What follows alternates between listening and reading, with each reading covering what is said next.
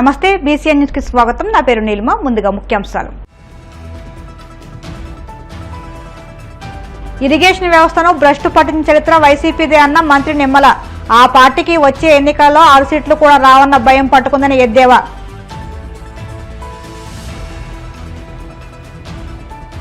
తిరుమల శ్రీవారిని దర్శించుకున్న మంత్రి మండేపల్లి రాంప్రసాద్ రెడ్డి. ఆలయ మర్యాదలతో స్వాగతం పలికిన అధికారులు.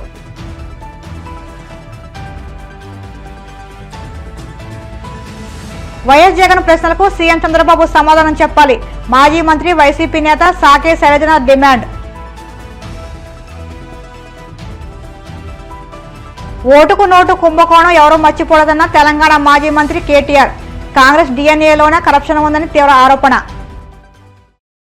పశ్చిమ గోదావరి జిల్లాలో ప్రతి కాలువను ఆధునీకరిస్తామని మంత్రి నిమ్మల రామనారాయణ స్పష్టం చేశారు. రాడార్ సాయంతో కాలువల అధికరణ పనులపై సర్వే చేస్తున్నామని, త్వరలో డీపీఆర్ సిద్ధం చేస్తామన్నారు. సరిపల్లిలో 56 లక్షలతో డ్రైనేజీల తవ్వకం పనులకు ఆయన శంకుస్థాపన చేశారు. అనంతరం ఆయన మీడియాతో మాట్లాడుతూ వ్యవసాయంపై మాట్లాడే అర్హత వైసీపీకి లేదన్నారు. గత 5 ఏళ్లలో తట్టమట్టి లాకులో గ్రీజు పెట్టకుండా ఇరిగేషన్ వ్యవస్థను భ్రష్టు పట్టించారన్నారు. కొన్ని ప్రాంతాల్లో సారవ పంటను వదులుకోవాల్సి వచ్చిందన్నారు. ఎక్కువ గోదావరి జిల్లాలోనే ఈ పరిస్థితి కనిపించిందన్నారు. గత 5 ఏళ్లు రైతు వ్యతిరేక పాలన సాగిందన్నారు. కూటమి రైతు పక్షపాత ప్రభుత్వం అన్నారు. కొనుగోలు చేసిన ధాన్యానికి 48 గంటల్లోనే సొమ్మును ఖాతాల్లో జమ చేస్తున్నామన్నారు.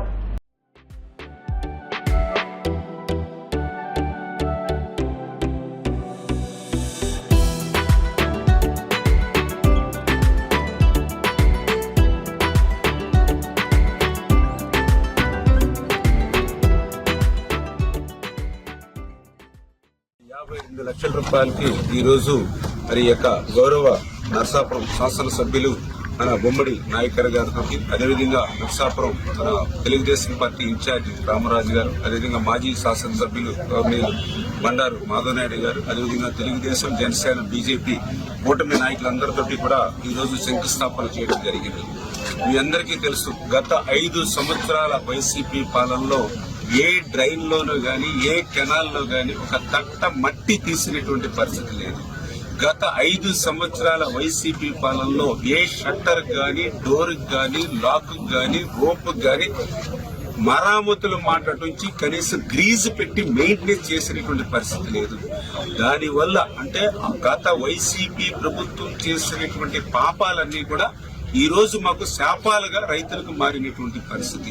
దానికి ఉదాహరణ ఇప్పుడు చూశారు మీరు, ఏదైతే ఈ సరిపల్లి డ్రైన్ అంతా వెళ్తూ ఉంటే రైతులు చెప్తూ ఉన్నారు, గత 5-6 సంవత్సరాల నుంచి మొదటి పంట మేము పండించట్లేదు, కేవలం 2వ పంట పండించుకునే గిద్దుడు అన్నం తింటున్నాం తప్ప మొదటి పంట మాకు లేనిటువంటి పరిస్థితి అని వాళ్ళు చెప్తూ ఉన్నారంటే కారణం ఏదైతే ఇప్పుడే మీరు చూశారు, షట్టర్స్ మొత్తం తుక్కు పట్టిపోయి లేస్తే పడుకోదు, పడుకుంటే లేగదు. అదేవిధంగా దీని క్రింద మాధవపాలు స్లూయిస్ ఉన్నాయి. ఆ గేట్లు కూడా గ్రీజ్ పెట్టి మెయింటెనెన్స్ చేసే పరిస్థితి లేక అవి కూడా ఓపెన్ అవుతాయి, క్లోజ్ అవ్వదు, క్లోజ్ అవుతాయి, ఓపెన్ అవ్వదు. ఈ రకంగా ప్రతి చోట ఈ రకమైనటువంటి ఇబ్బంది. ఇంకా డీసెల్టింగ్ అయితే కనీసం తట్ట మట్టి తీరేటువంటి పరిస్థితి ఈ సరిపల్లి ట్రైన్ మేము చూస్తున్నటువంటి పరిస్థితి. ఈ రకంగా ఆంధ్రప్రదేశ్ రాష్ట్రం అంతా కూడా ఇదే రకమైనటువంటి పరిస్థితి అవడం వల్లే ఇరిగేషన్ వ్యవస్థ ఇంత పెద్ద ఎత్తున విధ్వంసానికి గురైనటువంటి పరిస్థితి. అందుకే మళ్లీ ఈ రోజు ఇరిగేషన్ కూడా ఈ యొక్క ప్రభుత్వం పెద్దపీట వేస్తూ మన బడ్జెట్ లో కూడా 18,000 కోట్ల రూపాయలు ఇరిగేషన్ శాఖకి కేటాయింపులు చేయడమే కాకుండా ఆ పనులు కూడా చేస్తూ ఉన్నాం. వెస్ట్ గోదావరి, ఈస్ట్ గోదావరి ఉమ్మడి జిల్లాలో ఇప్పుడు డిపిఆర్ రాడార్ సర్వే ద్వారా డిపిఆర్ తయారు చేసుకుని ప్రతి కెనాలు, ప్రతి డ్రైన్ ని కూడా ప్రక్షాళన చేసేటువంటి విధంగా మరి పర్మనెంట్ గా ఆ మోడరేషన్ కార్యక్రమం చేయాలనే ఆలోచనతో కూడా ముఖ్యమంత్రి గారు ఉన్నారు. ఆ విధంగా రైతులను ఆదుకోవాలనేటువంటి తలంపుతో ఈ ప్రభుత్వం పనిచేస్తుంది. పశ్చిమ గోదావరి జిల్లా చూస్తే మరి ఈవేళ రైతుల దగ్గర ధాన్యం కొనుగోలు చేసింది ఇప్పటి వరకు మరి 7 లక్షల మెట్రిక్ టన్నులు ఇప్పుడు మన జిల్లాలో రైతుల దగ్గర నుంచి ధాన్యం కొనుగోలు చేశాం. 7 లక్షల మెట్రిక్ టన్నులు.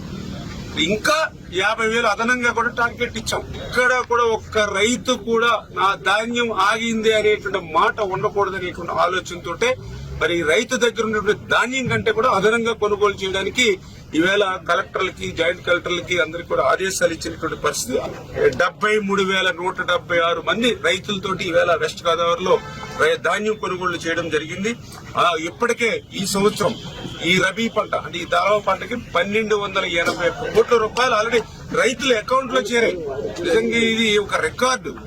రైతు పంట అమ్మినటువంటి 48 గంటల నుంచి రోజుల లోపులోనే మరి వేళ పెద్ద ఎత్తున అమౌంట్లు చేయాలి. మాటలు కాదు. ఇంకా ఈ రోజు ధాన్యం అమ్మకాలు జరుగుతూ ఉన్నాయి. ఆల్రెడీ రైతుల అకౌంట్ లోకి 1281.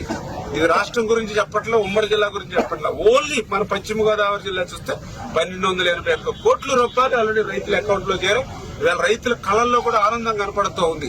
ఆ టార్గెట్ కి ఒక 20-30% అదనంగానే సంచులు పెట్టి, ఎందుకంటే గత ప్రభుత్వంలో మేము చూసాం అన్ని కూడా బొక్కల సంచులు, ధాన్యం తోస్తే సగం జారిపోయేది.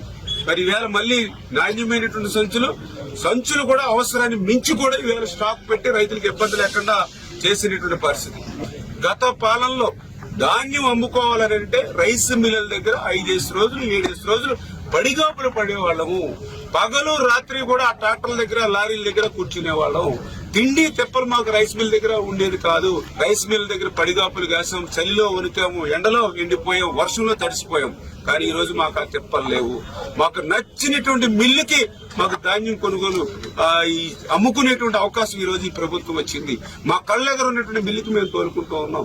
గతంలో అట్లా కాదు. నర్సాపురం ధాన్యం మార్టేరు ధాన్యం తణుకు ధాన్యం పాలకొల్లు, ఇట్లా ఇష్టానుసారంగా ఆన్లైన్ లో వాళ్ళకి ఎక్కడ ముడుపులు వస్తే ఆ యొక్క మిల్లర్స్ పంపించేటువంటి పరిస్థితి.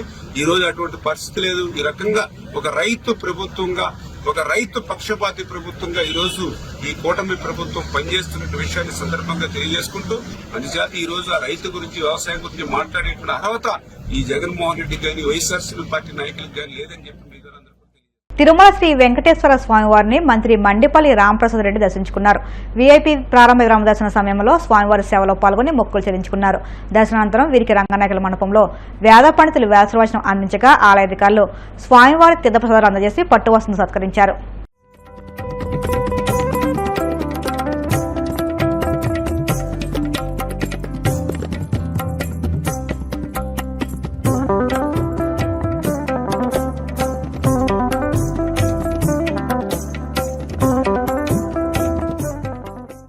వైసీపీ అధ్యక్షుడు వైఎస్ జగన్ పత్రికా సమావేశం ద్వారా కూటమి ప్రభుత్వానికి సంబంధించిన ప్రశ్నలకు సీఎం చంద్రబాబు సమాధానం చెప్పాలని మాజీ మంత్రి వైసీపీ సీనియర్ నేత సాకే శైలజనాథ్ డిమాండ్ చేశారు. తాడేపల్లి వైసీపీ కేంద్ర కార్యాలయంలో ఆయన మీడియాతో మాట్లాడుతూ చంద్రబాబు హయాంలో జరిగిన లిక్కర్ స్కామ్ను ఆధారాలతో సహా జగన్ బయటపెట్టారని, దానికి బదులివ్వలేక ఎల్లో మీడియా ద్వారా ఒక అబద్దపు కథనాన్ని రాయించారని మండిపడ్డారు. బేతాళ కథల్లో భాగంగా కూటమి ప్రభుత్వం సృష్టించిన లిక్కర్ స్కామ్ కు సంబంధించి కోట్ల పేజీల సమాచారాన్ని డిలీట్ చేశారంటూ ఎల్లో మీడియాలో రాయించడం ఆశ్చర్యం కలిగిస్తుందన్నారు. ఒకవైపు డేటా మొత్తం నాశనం చేశారంటూనే మరోవైపు బ్యాక్ ఎండ్ లో డేటాను సేకరించమనడం చూస్తుంటే చేసిన తప్పులను ఎలా కప్పిపుచ్చుకోవాలనే ప్రయత్నమే కనిపిస్తుందని ఎద్దేవా చేశారు. రాష్ట్రం మొత్తం అసలు ఏ సమాధానం వస్తుందో చూద్దాం అని వెయిట్ చేశారు చాలా క్యూరియాసిటీగా. ఎందుకంటే దాన్ని ప్రెస్ మీట్లో చెప్పడమే కాకుండా ఓన్ ట్విట్టర్లో ట్విట్టర్ అకౌంట్లో కూడా దాన్ని పోస్ట్ చేయడం, ప్లాట్ఫామ్స్ మీద దేశంలో అన్ని రాజకీయ పార్టీలకు కూడా పంపడం. వెయిట్ చేసే కాలంలో ఎప్పటిలాగే నాకు కొద్దిగా అనుభవం ఉన్న వాళ్ళు అట్లే ఊహించలేదు. కానీ ఒక బేతాళ కథ అందామా, కాకమ్మ కథలు అందామా, ఓ కొత్త కథ ఈరోజు తెలుగుదేశం పార్టీ యొక్క అధికార పత్రిక అందాము, లేక అనధికార పత్రిక అందాము. ఈనాడులో ఒక వార్తా కథనం వచ్చింది. దాన్ని కథనం అందామా, వార్త అందామా అర్థం కాని పరిస్థితి. అది బేతాళ కథలాగే ఉంది. అయాన జగన్మోహన్ రెడ్డి గారు మిమ్మల్ని అడిగింది ఏంటంటే, మీరు ఈ ప్రభుత్వం కక్షపూరితంగా కేసులు పెట్టి దానికోసం చట్టాన్ని ఉల్లంఘించి దర్యాప్తు సంస్థల్ని చేతిలోకి తీసుకుని దుర్వినియోగం చేస్తా ఉన్న అధికారాన్ని, మీరు అధికార దుర్వినియోగానికి పాల్పడతా ఉన్నారు అనే అంశం మీద మాట్లాడుతూ అసలు లిక్కర్ ఫ్రాడ్ చేసింది ఎవరు, డిస్టిలరీలకి ఎక్కువ డిస్టిలరీకి పర్మిషన్ ఇచ్చింది ఎవరు, వాటి కెపాసిటీ పెంచింది ఎవరు, క్యాబినెట్ ఆమోదం కూడా లేకుండా, ఎరిక లేకుండా ప్రివిలేజ్ ఫీజు 1300 కోట్ల రూపాయలని మాఫీ చేసింది ఎవరు, ఒక రేషనాలిటీ లేకుండా తమరికి కావలసిన ముఖ్యమంత్రి గారు తమరికి కావలసిన డిస్టిలరీలకి ఎక్కువ ఆర్డర్లు పోయే విధంగా చూస్తుంది ఎవరు, దీనికి సంబంధించి మీరు మాట్లాడకపోయినా కీలకమైన అంశాలని బయటపెట్టారు. ఆనాటి లిక్కర్ ఫ్రాడ్లో, స్కామ్ ఫ్రాడ్లో ఇంకొక మీనింగ్ కూడా ఉంది. స్కామ్ డిస్ఆనెస్ట్ అనే ఒక మీనింగ్ కూడా ఉంది. ఆ ఫ్రాడ్లో స్పష్టంగా అడిగాడు ఆఖరికి, అయ్యా మీ సంతకాలు ఉన్నాయి, మీ ఎక్సైజ్ మినిస్టర్ సంతకాలు ఉన్నాయి, మరి మీరు సమాధానం చెప్పాలా. ఎక్కడైనా సరే సీఎంఓ నుంచి మా సంతకం ఉందా చూపించమని ఛాలెంజ్ చేశాడు ఆఖరికి. ఒక సవాల్, మీరు స్వీకరించి చూపించాల్సింది ఎక్కడెక్కడ ఉంది అని. ఇదేమీ కాకుండా మీ అనుకూల మీడియా, మీ అనధికార పత్రికలు అబద్ధాలని, చాలా తేలిక మాటల్ని, అట్లాగే తప్పుడు సమాచారం అని నేను అనుకుంటా ఉన్నాను. తప్పుడు సమాచారంతో కూడిన ఒక సత్యదూరమైన ఆరోపణలు మీరు చేయడం తప్ప ప్రజానాయకుడు జగన్మోహన్ రెడ్డి గారు అడిగిన ప్రశ్నలకు మీ దగ్గర సమాధానం లేదు. ఒకే ఒక గాలికి అట్లా ఇట్లా ఆర్థిక పరిస్థితిని ఎట్లా మాట్లాడతారో దీనిపైన అట్లే మాట్లాడుతూ ఉన్నారు. నేను చూసాం, ఆశ్చర్యపోయాం. ఈ రోజున కొత్త సబ్జెక్ట్ కూడా మీరు నేర్పించారు చాలా మందికి ఈ రాష్ట్రంలో. అదేంటంటే మెగాబైట్ అంటే ఏంది, అది జీబీ అంటే ఏంది, టెరాబైట్ అంటే ఏంది, ఒక్కొక్క టెరాబైట్కి ఎన్ని పేజీల ప్రింటింగ్ బయటకు వస్తుంది అనే విషయాలు, కొత్త విషయాలు నేర్పించారు. నిజంగా ఈ వార్తా కథనం రాసిన వాళ్ళకి నేను నిజంగా వాళ్ళ పట్ల ఏ విధంగా ఆలోచించి అర్థం కావడం లేదు. నాకు ఏం చెప్పాలనుకున్నారు మా అందరికీ, ఆంధ్రప్రదేశ్ రాష్ట్రానికి? మీ దగ్గర ఏ ఆరోపణలు ఉన్నాయి? ఆరోపణలకు మీ దగ్గర ఉన్న ఆధారాలు ఏంది? కేవలం వ్యక్తులు ఇచ్చిన, నిన్న స్పష్టంగా ప్రకటించారు జగన్మోహన్ రెడ్డి గారు, ఇదిగో పలానా సీఎండీగా ఉన్న వసుదేవరెడ్డి గారు కానీ, అట్లాగే కింద ఉన్న 2 ఎంప్లాయీస్ ఇచ్చిన స్టేట్మెంట్ల మీద మీరు ఏ విధంగా మాట్లాడతారు, మీ దగ్గర ఉన్న ఆధారాలు ఏవి అని. ఆధారాలు ఏవి బయట పెట్టమని అడిగినందుకు మీరు ఒక కథ వండి వార్చారు. ఇక్కడ టెరాబైట్ల రూపంలో, జీబీల రూపంలో 375 కోట్లకు పైగా, 375.8 lakh పైగా పేజీలు, రికార్డులు, డాక్యుమెంట్లు అన్ని కూడా ఎరాస్ చేశారు, నాశనం చేశారు. అసలు సమాచారమే అందకుండా చూశారు దీంట్లో ఆఖరికి. అయినా అతి కష్టపడి మాకు సంబంధించిన శాఖలు, మీ చెప్పు చేతల్లో ఉన్న శాఖలు లేక పశ్చిమ గోదావరి జిల్లా నర్సాపురంలోని శ్రీ ఆదికేశవ ఎంబార్మన్నర్ స్వామివారి దేవస్థానంలో 3 రోజుల పాటు బాల బ్రహ్మోత్సవాలు జరగనున్నాయి.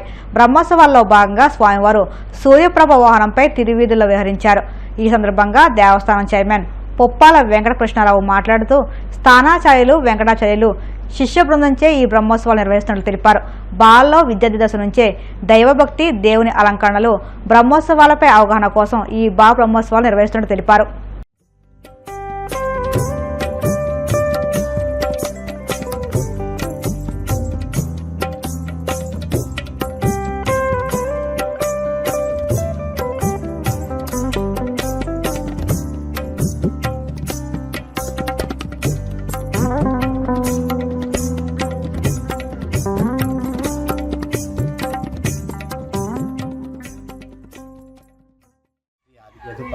పరమ పవిత్రమైన వశిష్ఠ నది తీరంలో వెంకటేశ్వర శ్రీదేవి భూదేవి ఆదికేశవ స్వామి రామాంజన స్వామి దేవస్థానంలో ఈ రోజు నుంచి 3 రోజుల పాటు బాలబ్రహ్మోత్సవాలు మన దేవస్థానం స్థానాచార్య వెంకటాచార్య గారు, ఆయన శిష్యులైనటువంటి న్యాయవాది వెంకటాచార్య గారు ఆధ్వర్యంలో జరిపిస్తున్నారు. ఈ బాలబ్రహ్మోత్సవాల యొక్క ముఖ్య ఉద్దేశం ఏమిటంటే, ఈ సాంప్రదాయాన్ని చిన్నప్పటి నుంచి కూడా పిల్లలకి నేర్పి, ఈ ఆలయ సాంప్రదాయాన్ని నేర్పించి వాళ్ళని సరైన క్రమశిక్షణలో పెట్టడానికి ఈ బాల బ్రహ్మోత్సవాలు ఎంతో ఉపయోగపడతాయి.